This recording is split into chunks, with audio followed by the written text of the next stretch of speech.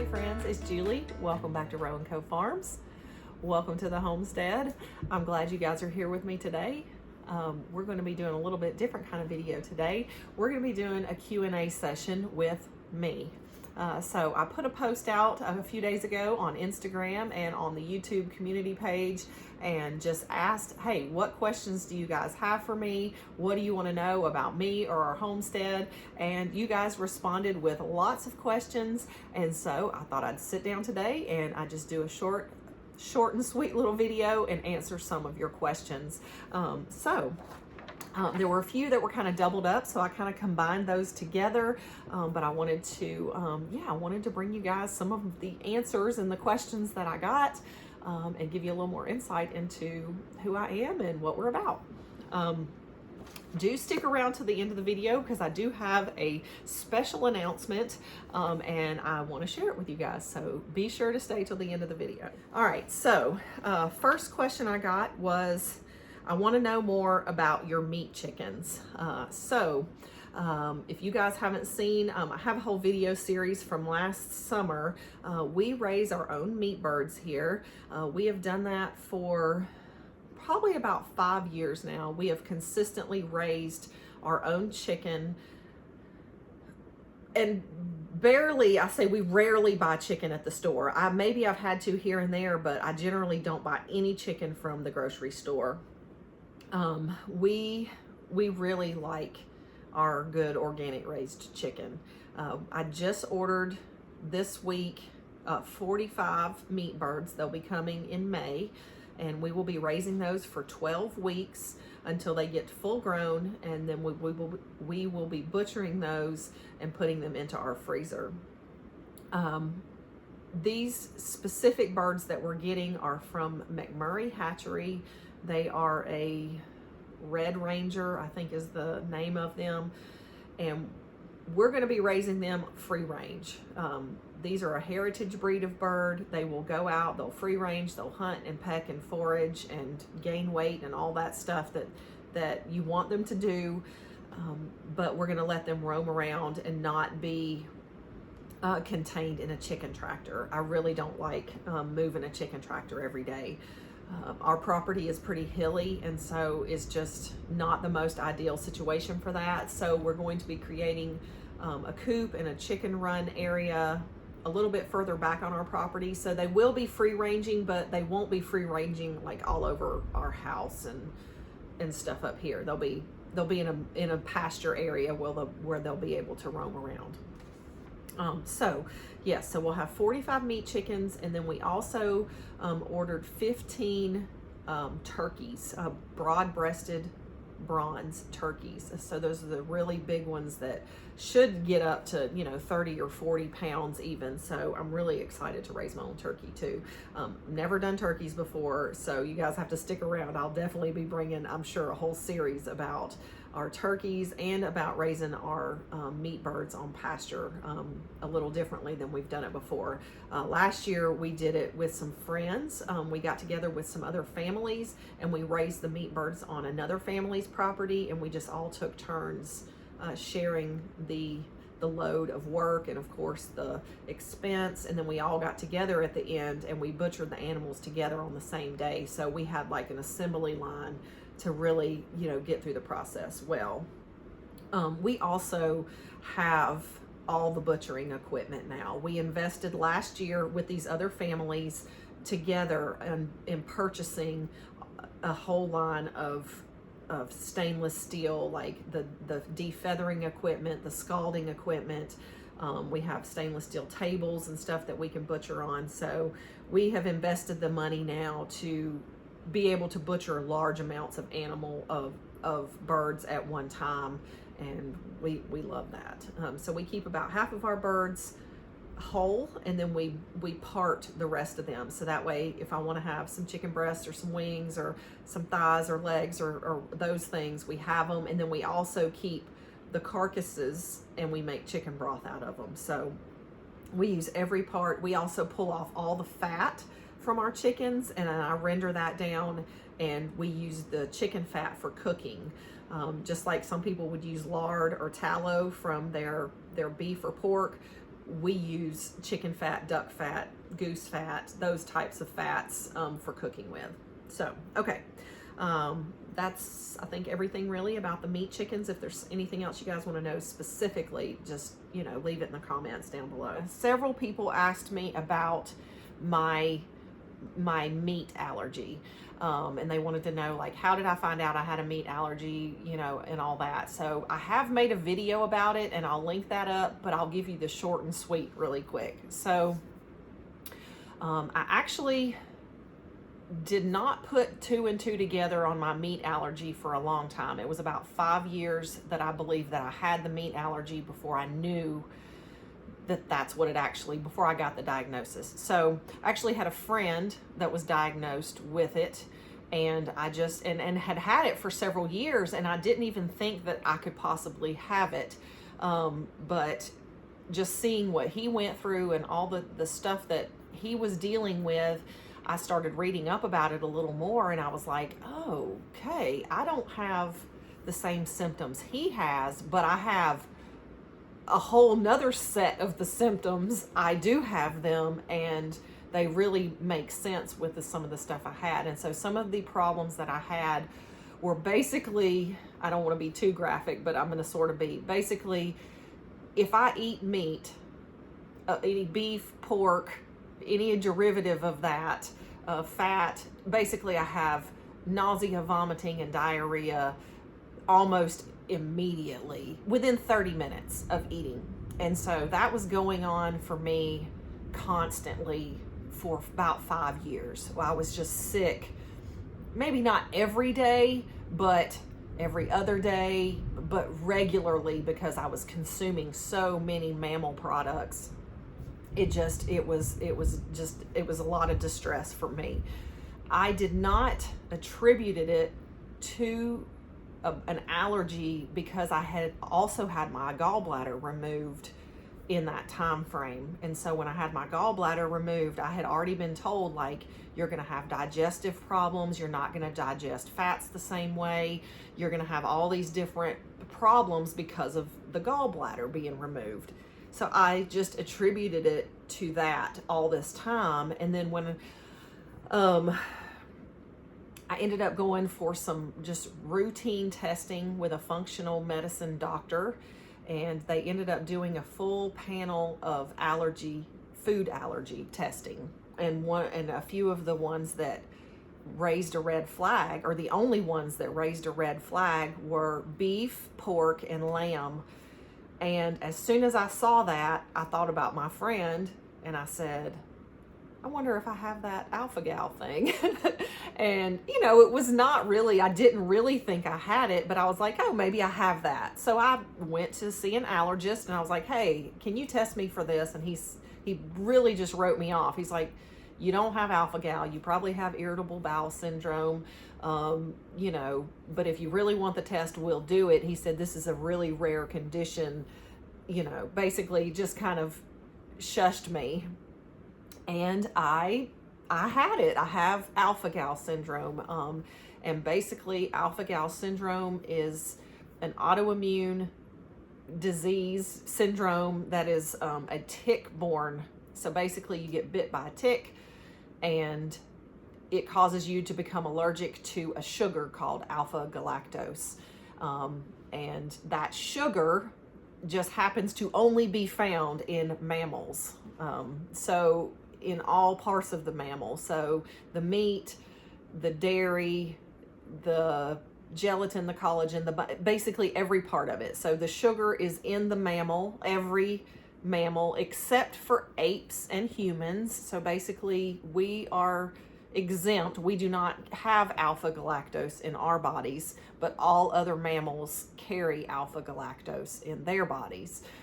So essentially, after being bitten by the tick, your immune system reacts to that sugar being injected into your body by the tick, and it develops an immune response. And so then when you eat anything that has that in it, it releases. So it doesn't happen when it just touches your mouth. It happens when the food starts to digest and releases those sugars.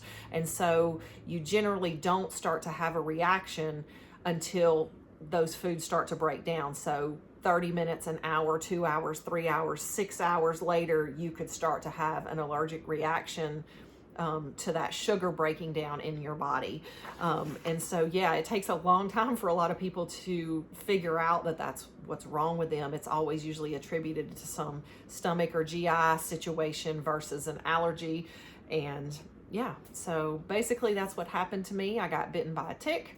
I became allergic to a sugar that happens to be in all mammals, and I cannot consume any mammals. Now, I can consume dairy. I do not have a problem with dairy, and many people with AlphaGal syndrome can consume dairy, but there are also a huge portion that cannot. So, yes, so AlphaGal, basically the reason I found out I had AlphaGal was because I was sick to my stomach consistently for months and months and years on end before we finally put the two together. That being said, I know a lot of people think that an allergic reaction is not a stomach problem, and it very well could be a stomach problem. Anaphylaxis and allergies, it can be any body system can be affected. For me, it happens to be my gastrointestinal system. Other people get hives or itching or redness. Other people have changes in their blood pressure. Other people have respiratory distress. Other people have swelling of their lips and tongue and throat.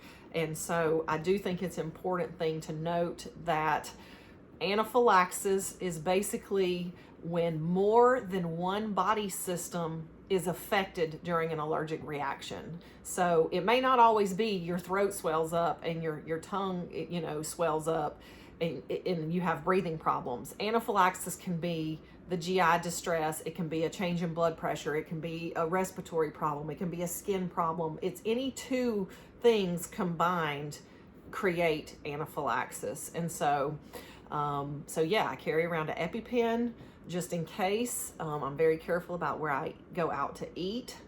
So yeah, all that kind of stuff. There's a video about it. I'll let you guys check that out. It'll give you lots more details. So, all right, next up, what was your full-time job before YouTube and what made you start YouTube? And I had a couple people ask this question. So, my full-time job before YouTube, but honestly, way before YouTube, before homesteading, really, my job was, I was a full-time firefighter and paramedic. I did that for 18 years.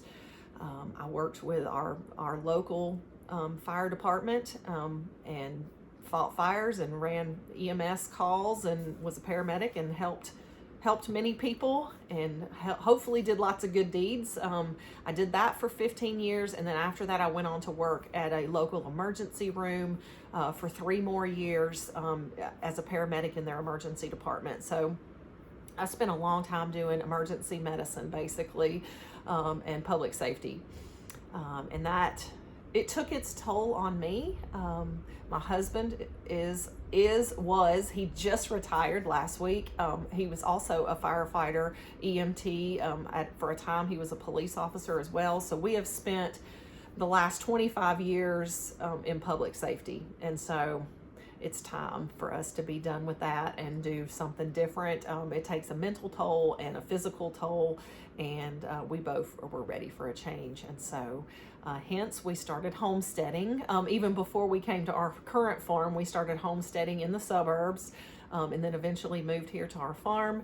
And it just all has kind of just turned into what it is. It was farming and then gardening and then homesteading and then flower farming, and just all kinds of stuff has happened, and it just made me want to start YouTubing because I was watching a lot of YouTubers and I was seeing what they were doing, and I was really interested and was like, hey, I can do that. I can pick up a camera and show it, show what we're doing here.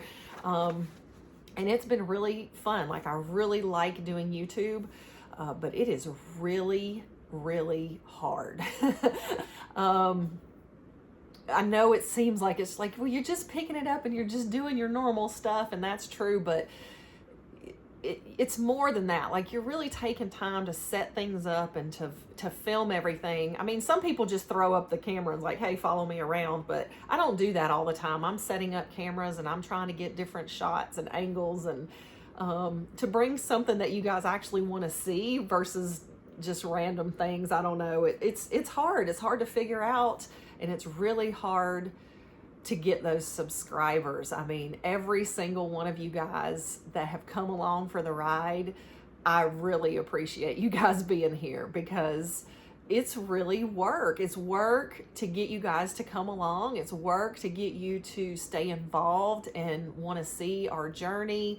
And yeah, I spend a lot of hours working on YouTube, and it's starting to pay off. I'll say that, we became monetized in October. So that was about 6 months into our YouTube journey. We've been in it about a year. So about 6 months in, we became monetized, and just have slowly started making just little bit here and there on YouTube. But it's really slow going, and it just takes time, and it takes a lot of work. And sometimes some people's YouTube just takes off when you get lots of subscribers right away. But I think for the most part, most people are really, you really have to put in a lot of time and work, and show what you got so that you can get people to stay. So I really do appreciate all you guys being here with me and sticking around for the journey, because I really do like it, and I'm enjoying it.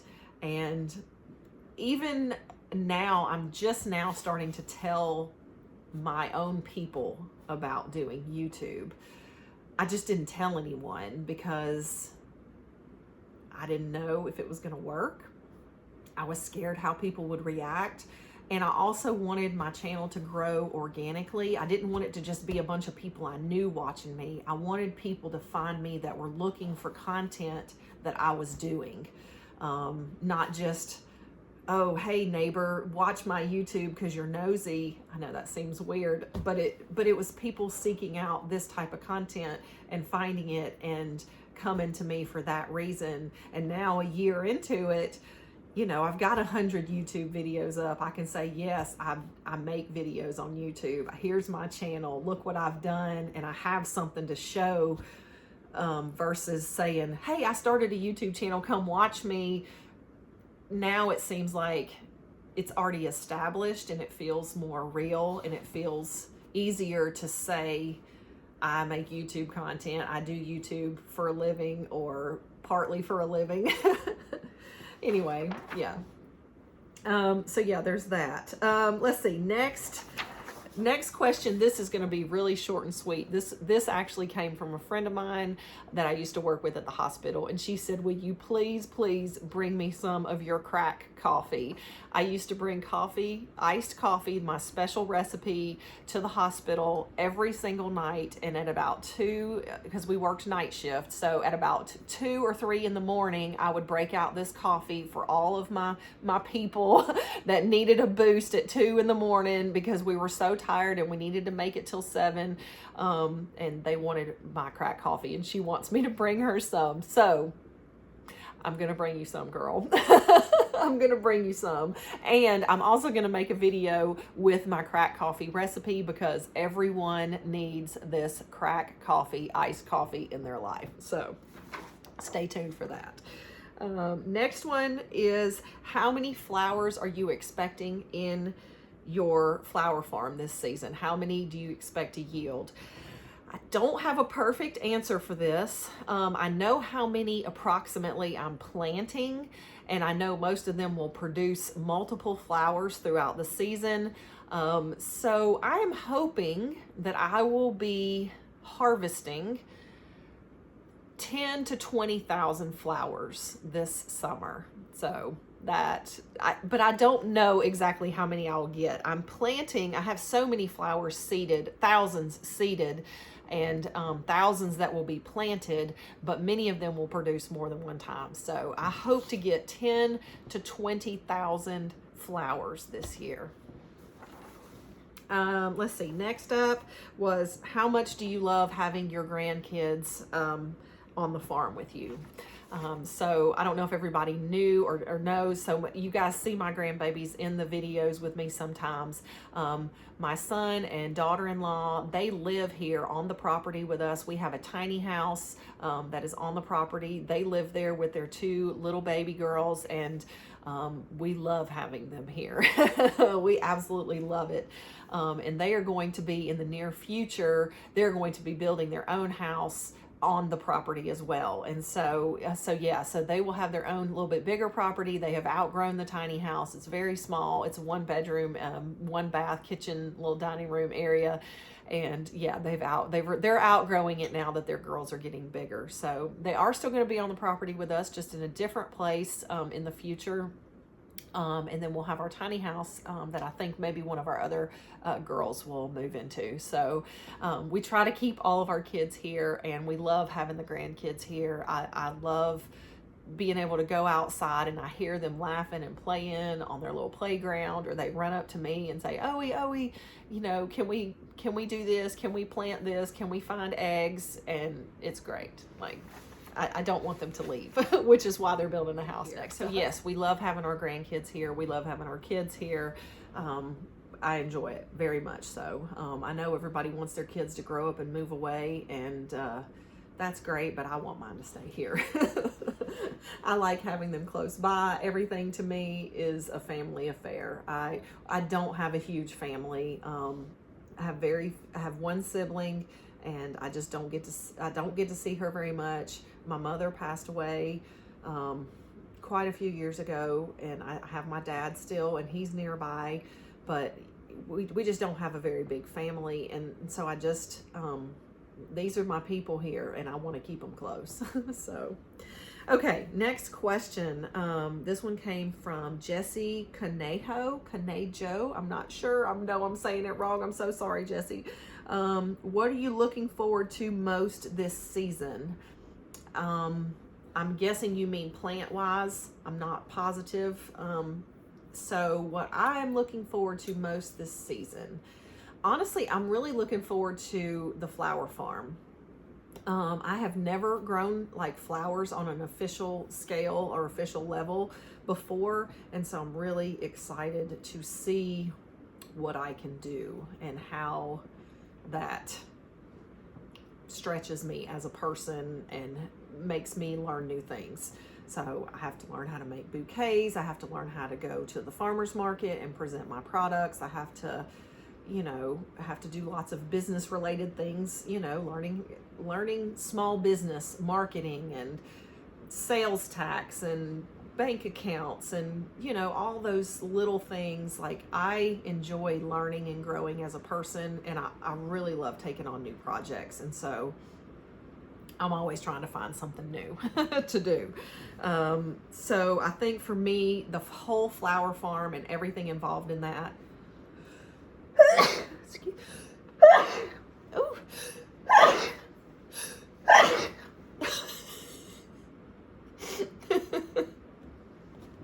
That was a lot of sneezing. I'm probably gonna have another one in a minute. So yeah, just seeing how the flower farm progresses and how I do with growing and selling and just learning as a business, because I haven't been officially employed for several years now, and so this will be my first job excuse me, where I'm actually bringing in some income, and I'm excited to do that again, because my husband has been, pretty much taking on the load of having our income and everything over the last few years. And so I'm looking forward to that again. Oh my gosh, excuse me guys. I just literally, something's made me sneeze and I don't know what it is. Okay, next question was, what will you do with your cows? So we have a herd of 6 cows, actually 7 if you count our bull. And we've had those for several years, and we've continued to kind of grow our herd. So we started that before I, of course, found out that I had AlphaGal Syndrome, and we were going to be just raising our own beef for our own purposes. And so we just really have not come to a good decision about what we're going to do with our cows yet. We're currently continuing to raise them. We're continuing to breed them. And we have been selling our calves. That's what we did last year. We had 2 calves. We sold both of the calves. And that's been working out fine. But this year we're keeping both of our calves. They're both girls. So we're growing our herd. And we also have a little bit more acreage to put them on, and we're doing a rotational grazing, or we're going to be implementing the rotational grazing this year. So we're hoping to maybe start raising some of them to slaughter each year. We'll see. We're not sure yet. And if we do, it's not going to be like on a huge scale or anything, and it won't be for us. We'll be selling it to people that we know. So it won't be like a huge income thing. It won't be anything we really advertise. It would be just kind of a local, if we had 2 or 3 heads of beef a year that we may sell after they're butchered. So that may be what we do. If not, we may just continue to do what we're doing and selling. Uh-oh, we just lost power. All right, let me readjust here. Okay, sorry about that. Yeah, we've had bad weather and we've lost power a little bit today, so there was another episode there. All right, so yeah, cows currently, we're not getting rid of them. The cows are good to have because of course they help fertilize. We use their manure to make compost, and they keep the grass down. We don't have to bush hog and all that kind of stuff. So we do like having our cows. And I'm not allergic to touching the cows. I just can't eat the cows. As long as I don't eat them, I'm okay. So as far as I'm concerned, the cows can stay. And their insurance for me, I think, not for me, but just having the animals, I feel like is, in this day and age, having, 6-7 head of beef is a bartering tool if I ever needed it. If we need to be able to slaughter an animal and then trade that beef for something else, we can do that. It's just it's an investment. We have a herd of cattle, so I'm very happy that we have them, and we will use them to our benefit in the future in some way, even if we don't eat them ourselves. So let's see. How did you start fermenting and why? I don't know how. Well, I think I started with a sauerkraut, just a basic sauerkraut. And I love sauerkraut. That's probably why I did it, because I'm German. My mother was German. I was born in Germany.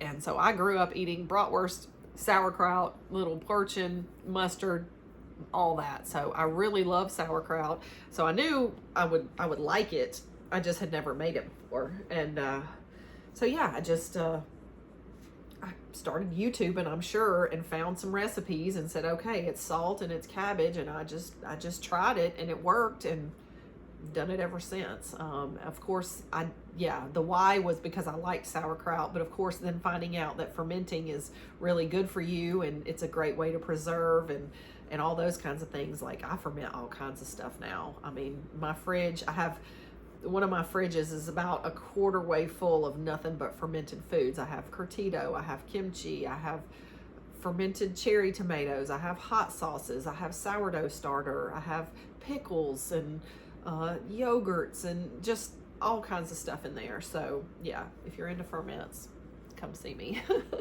Or go see my friend Anna at Fermented Homestead. She has tons of fermentation recipes. Okay, there are 2 more questions, and one of them is, how do you manage it all? You seem so laid back. I'm over here seeming sweating and overwhelmed. So I don't manage it all. You just think I do because that's what you see and that's what I'm showing you. And so I don't want people to like mistake and think I got it all together, because my lists are long and there's plenty of things that never get checked off the list. There are projects that have been hanging on around here for years that don't get done. And so the answer is nope, I don't do it all. I don't manage it all. I just do what I can do. Some days I'm frustrated. Some days I don't do anything. Some days I watch YouTube all day and don't accomplish any of the stuff that you see in other videos. I'm a normal person. My motivation wanes and waxes. My emotions are up and down, and my energy levels are in different places at different times of the month, and that's just life, and I'm not gonna pretend like I'm gonna manage that away in some secret fashion. I just do what I can do, and I show you guys the best of what I can. And I don't mean that to say like I'm only showing you the good stuff, but you guys don't come to me necessarily to see bad, sad, horrible content. Like, you're here to be motivated and inspired in some way, and that, because that's what I intend when I put out content, is to, you know, educate you or inspire you, or get you to like see something new or interesting that you haven't seen before. It's definitely not to bring about negativity. You know, it's usually about education. So yeah, the answer is I'm bringing you real things that I'm doing, but am I managing it all like in this great appropriate way? No. I make my list on my phone of all the stuff I need to accomplish every day, and I try to go down the list and do what I can. And if it doesn't get done, it gets moved to the next day, and that's fine. And if it doesn't get done that next day, then it gets moved again. It just is what it is. And I just do what I can with what I'm given that day, with what energy level I have, with what experience I have, or with what emotion I have at that moment, is what I bring and what I show. And so the reason that you see me on a good and laid back day is because those are the days that I feel like filming. The days that I don't feel good, or the days that I'm not motivated, I don't film on those days. I don't bring content on those days, because those days you're not going to get the best of me.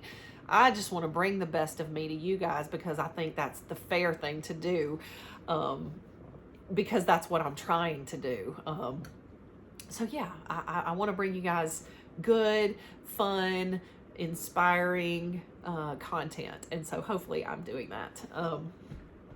Okay, one more question, and then I have something special to tell you guys about. So last question was, where did the name Roe & Co Farms come from?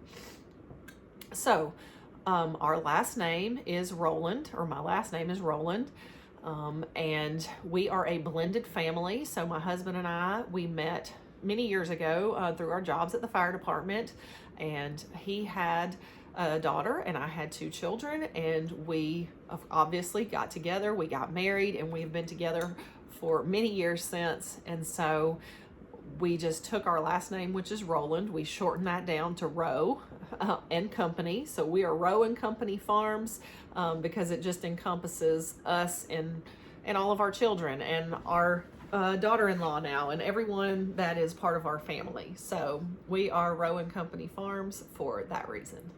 So that's what we came up with, or what I came up with, and it really stuck for me, and I love it. So Roe & Co Farms, that's us. All right, guys, if you've stuck around this long, I'm glad that you're here. I'm going to be doing a seed giveaway. I'm not asking you to share anything. I'm not asking you to do anything, except to leave a comment down below, and I'm going to tell you exactly what I want you to put, okay? So here's what I'm giving away. I'm giving away a seed collection. These are seeds from my own personal garden, seeds that I have saved for the last few years, and you are going to get a whole collection of them. So the collection includes 10 different seeds, enough to get you started for a great victory garden. Guys, this is going to get you going. You've got in here melons, so beautiful cantaloupes, butternut squash, dill, tomatoes, spinach, cowpeas, sunflowers, loofah gourds, okra, and green beans. All of these are all heirloom seeds. They've all been grown organically in the past, and these are all from my own personal garden. I'm going to be giving away 5 sets of these seeds, and all you have to do is just leave a comment down below. So if you've made it this far, you guys have stuck through all this, you've wanted to hear my story, and I'm really glad that you have stuck around for that, and I want to reward you guys for being here. So I want you to leave me a little emoji down below that represents gardening in some way to you, okay? Whether it's a plant or a seed or a farmer or whatever, you leave that down below. You let me know that you've watched this far and that you want to be entered into the drawing. And 1 week from today, I'm going to be doing the drawing, and I'm going to be sending these little seeds out to you guys. So I really appreciate you being here. I want you to join in. I want you to stick around, and I can't wait to send 5 someones these packets of seeds. So they're all right here, guys. I've got them packed up and ready for you. I've got them stamped up with our little information on there that tells you exactly what's in the packet. So I cannot wait to give them to you. All right, so you leave me that little emoji down below in the comments. You let me know that you've watched this video. Yeah, which emoji are you going to send to me? Nothing bad, guys. I only want good, nice stuff, okay? Only nice things, or you will be banned. Don't get banned from the seed giveaway. All right, guys, I can't wait to see you next time here at Row & Co Farms.